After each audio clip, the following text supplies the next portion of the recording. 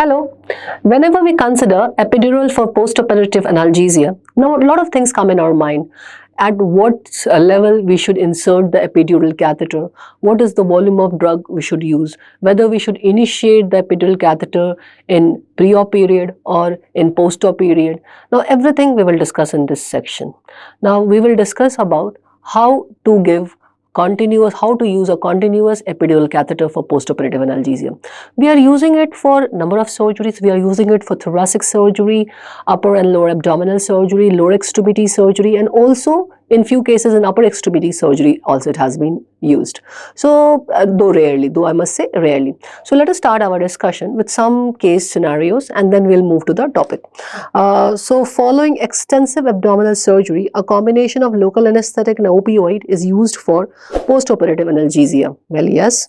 Which of the following combination offers the best synergy to minimize the motor block while providing excellent pain relief? So we'll talk about that, how the combination of local anesthetic and opioid give us a intense analgesia without causing motor block. So this is what this question is about. So we'll come back on this question again after discussion. Okay, next. A 68-year-old male with a history of COPD and hypertension underwent an open hemicolectomy for colon surgery. For postoperative pain management, a thoracic epidural catheter was placed at T9, T10 level and a continuous infusion of 0.125% bupivacaine with fentanyl 2 microgram per milliliter is being used at the rate of 8 ml per minute. So patient was on continuous epidural infusion. 6 hours after arriving in the surgical ward, patient reports of significant pain. So VAS score was significantly high when attempting to cough. His blood pressure was within normal range and he has no motor block in his lower extremities. So now the continuous epidural that we are using is not providing adequate pain control. So how will troubleshoot in this condition? So we'll come back again on this question. Okay, a 65-year-old male underwent an open sigmoidectomy and is receiving continuous epidural infusion of 0.125% bupivacaine plus 2 microgram per ml of fentanyl for pain control. On post-op day 2, the patient is somnolent, that is his consciousness is decreased, respiratory rate is 8 breaths per minute, it is decreased, blood pressure is decreased, the epidural sensory level is T4, previously it was T10.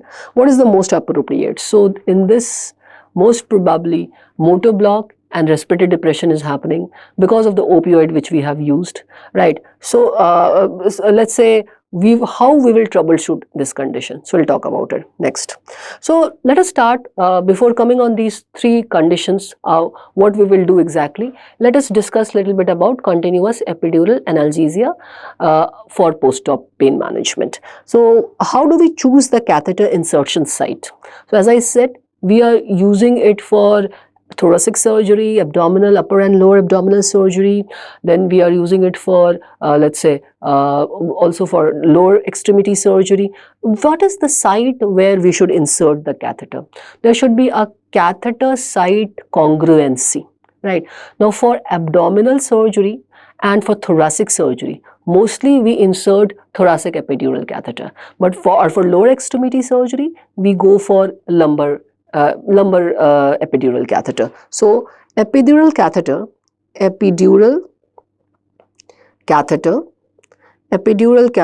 are inserted in thoracic or lumbar spine, right? And the level is determined by the dermatome level which is required for that surgery. Level of insertion is determined by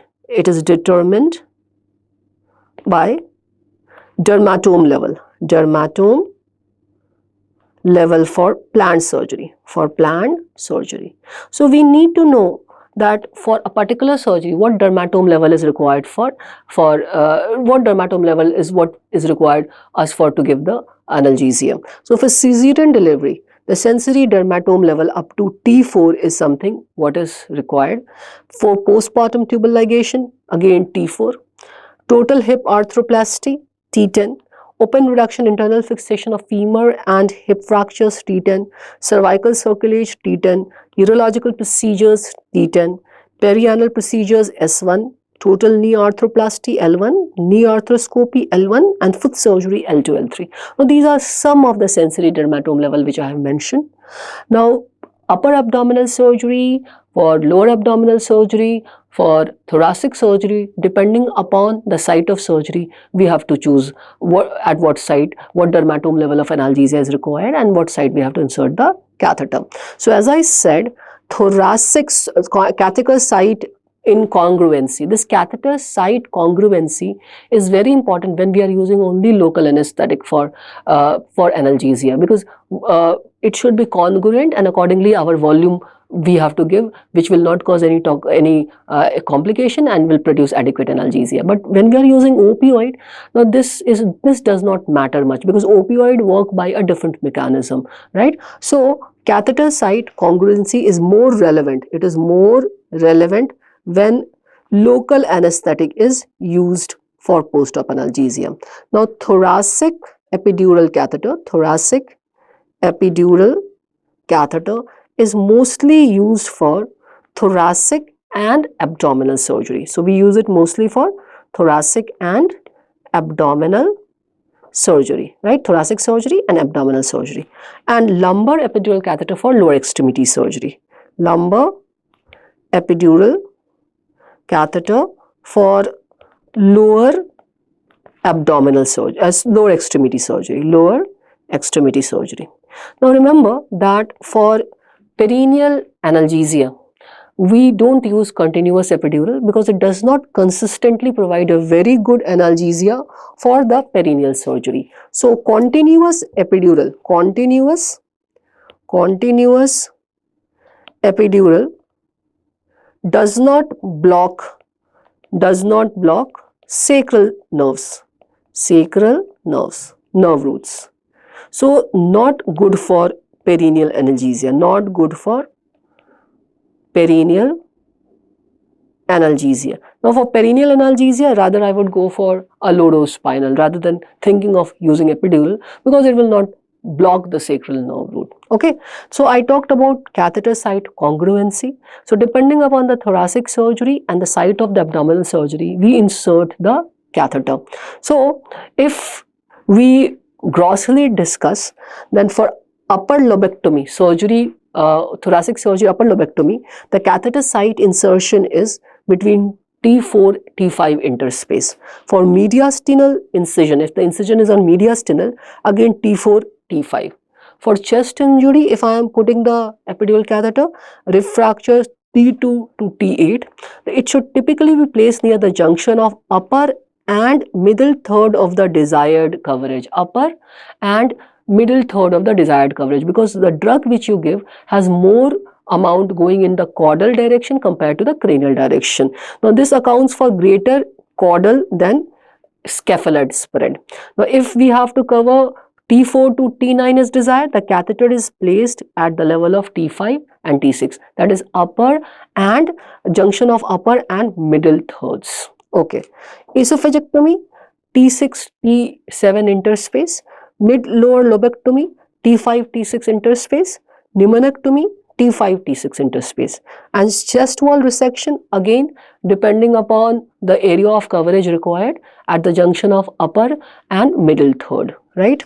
Then esophagectomy with abdominal incision T7 T8, chest injury with multiple rib fracture T2 to T12, we have to any place where whichever site is site we have to cover, right?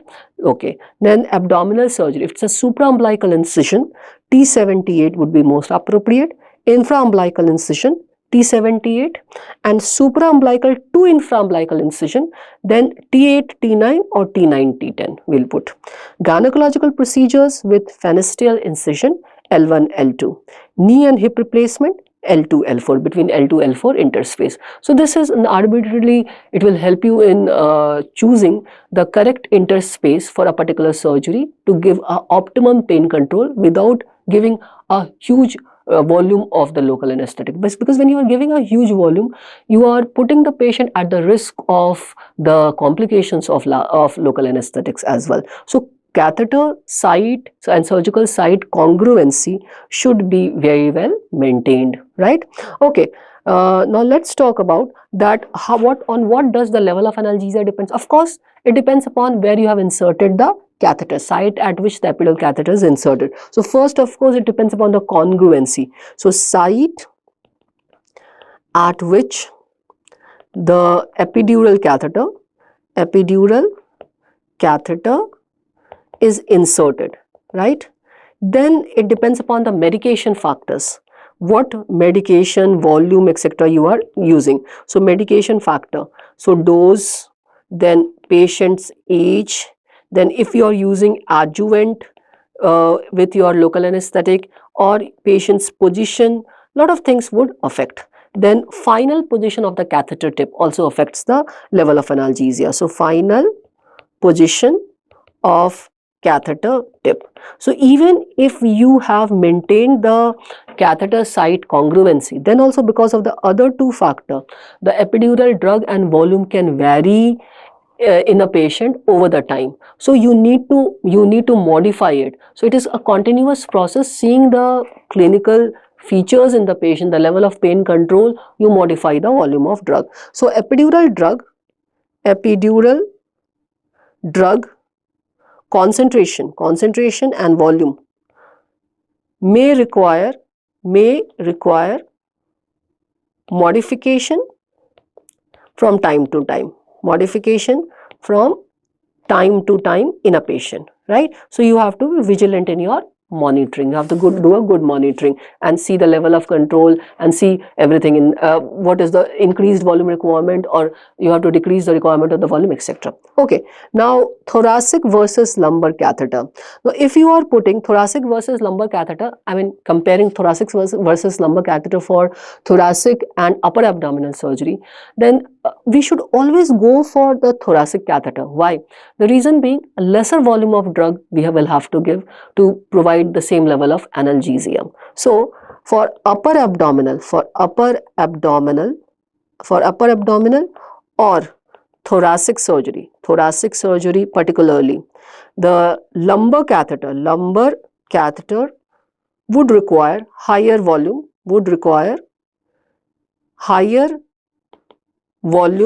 and dose of local anesthetic, right? Compared to thoracic, right? And otherwise also, it has shown that if we put thoracic catheter, it has shown that it provides not only better analgesia, it also improves the coronary blood flow and reduce the post-op ileus. So benefit further of the using thoracic catheter is not only the analgesia with a lesser volume of drug, it provides good coronary blood flow and reduced post-op ileus, right? Okay. Now effective analgesia depends upon the final position of the catheter tip, and also depends upon that whether your catheter is properly placed or not. So before initiation of the epidural catheter, charging of the epidural catheter, as we say, we need to confirm always that the epidural catheter is at the right place or not. So after siting the epidural catheter according to your chosen interspace, how do we check for the correct placement of the epidural catheter? So first step is giving epidural test dose. So why do we need to check? Because effective analgesia depends on correct siting of epidural catheter, right? So after siting the epidural catheter, what is the first step? The first step is to give the test dose. So what do we give for the test dose? We give for the test dose 1.5% lidocaine or 2% lidocaine, 1.5 to 2% lidocaine with epinephrine 1 in 2 lakh concentration, right? Okay, so we give 3 to 5 ml. Mostly we use 3 ml, but we can give 3 to 5 ml if I have used a 1.5% lidocaine. Now negative test. If the test is negative, that is the catheter is not in the intravascular or in the subarachnoid space, well, it rules out, it confirms that it is not in the intravascular or the subarachnoid space, but it does not confirm that it is rightly sitting in the epidural space, right?